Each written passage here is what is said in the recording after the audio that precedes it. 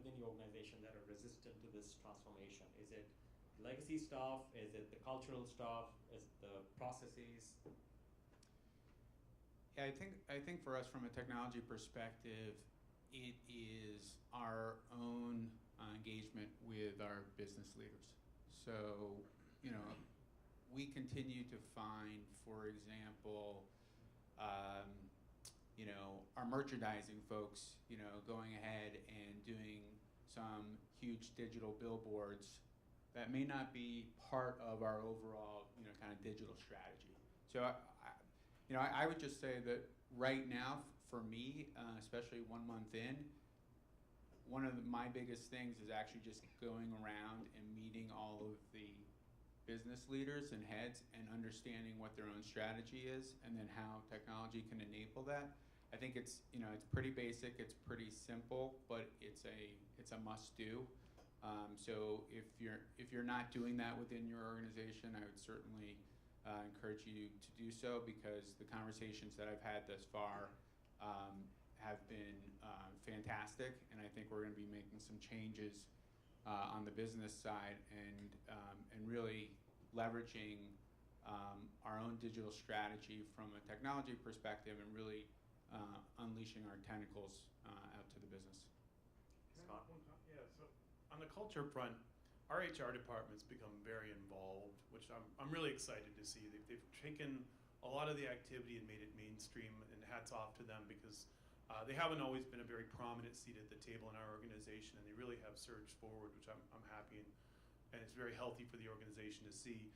The two things that they pulled forward, because there are a lot of legacy mindsets within the organization, the two things that they pulled forward, and this is a top-down initiative, is to get agile mindset into each of the individuals. So Agile used to be, and I'm sure everybody's heard of it and everybody knows about it, this is what the IT, the programming, the people who were doing the IT integration, our CIO office, that was kind of all for them before. And they've really pulled it out. They pulled it into marketing, they pulled it into product development, they pulled it into sales, and said, you know what, all of you leaders need to know what Agile is. And they started with just a 1 day. Like, every executive needed to take a 1-day Agile course sponsored by HR. And I thought, all right, this is going to be one of those fly-by-night, let's do an initiative. And it wasn't. They followed it through, and then they tacked on a new thing to it just within the past 6 months, which is design thinking. So if you all have not had an opportunity, this is one of those cool, Stanford cultivated concepts that I would encourage all of you to take advantage of. Look, there's some stuff on Google and some cool things on YouTube.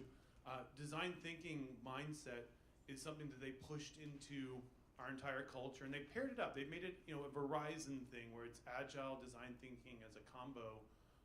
And the best way I can explain the benefits of design thinking for our organization is that it really takes customer interview, and it takes the agile mindset of creating prototypes, and it puts it out there. So you can prototype now product for our customers. That's obvious and intuitive.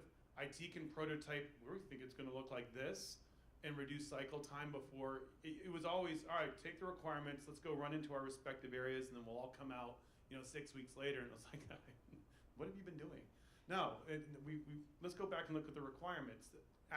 Agile and design thinking gets us, a 2-week look, a 6-week look. It gets us as a very formal, large organization away from the need for this beautiful PowerPoint that, we're going to take up to our president and says, hey, here's a sloppy, bit of code that we wrote, and don't mind this and that, but give me your visceral response to this. Are we on target? So strongly encourage everybody, as you look to digital and you look to compete in a very agile, competitive workplace space or market space, that you look at those two, because it's really changed our culture to the better so far. Can I respond to that? I think those are great. Those are great points, but there are implications. I just wanted to, to suggest that to everyone. The implications are, at the end of the year, you have a budget. You have a budget to do a certain amount of things. Agile gives you a way to do just enough to predict what you think you may want, and then you kind of iterate it, and then you can iterate it over time and perfect the need or the requirement, but that blows budgets away. So you need to have to find a whole infrastructural support system for Agile, not just the Agile methodology. we got to be able to then figure out a way to govern the prioritization of new requirements because things will get pushed away. The other side of it is from a cultural standpoint, business line leaders are always the ones dictating the requirements. Now it's going to be flipped. The digital leaders will be helping to dictate the requirements to drive that growth. That's a big cultural shift. You know, having a business line leader say, oh, really, it's not my way, but it's your way. You know, there's a lot of that going on too. So what I'm hearing is that digital is not really something that can tag on to an organization. It has to be endemic and it should be pervasive across the organization to bring about true change, right? So I guess the corollary question to that is, how do you actually implement it then? Is it something you have to do as a big bang initiative, or is it something you do incrementally? Maybe starting with you, Anand, what are your thoughts around that?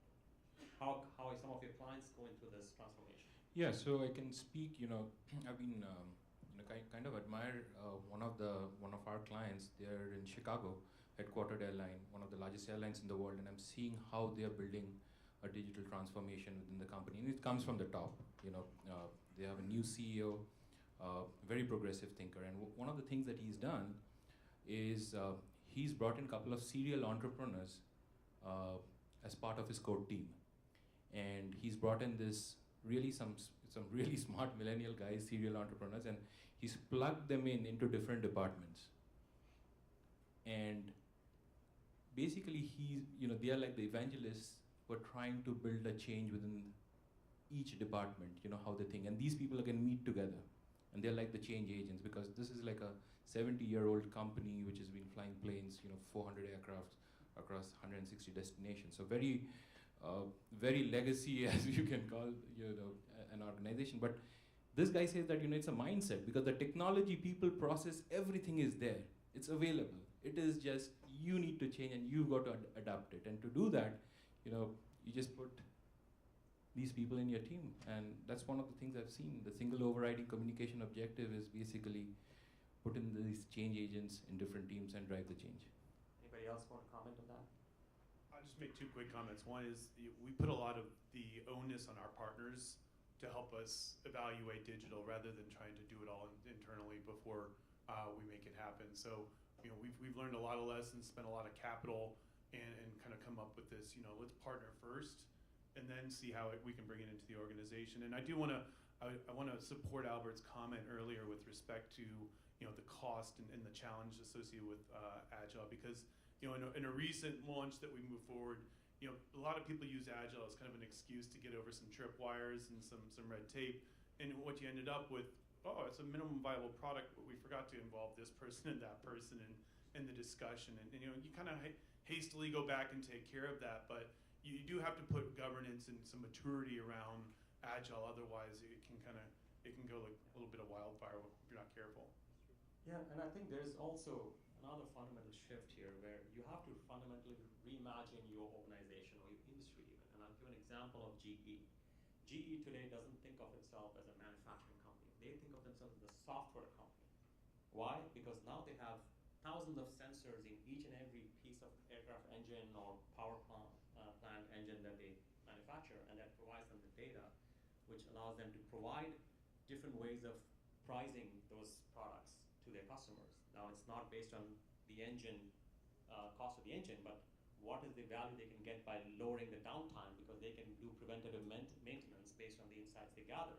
So this is allowing them to really reimagine the whole industry class. And I recently had a chance to meet with Bill Rue, who's the CEO of GE Digital and also the Chief Digital Officer of GE as a group. And the best thing he told me was that to imagine this transformation as an L-shaped curve, where you have the vertical part as the digital organization, but the bottom part cuts across each and every business unit, each and every group, so that it's pervasive throughout the organization.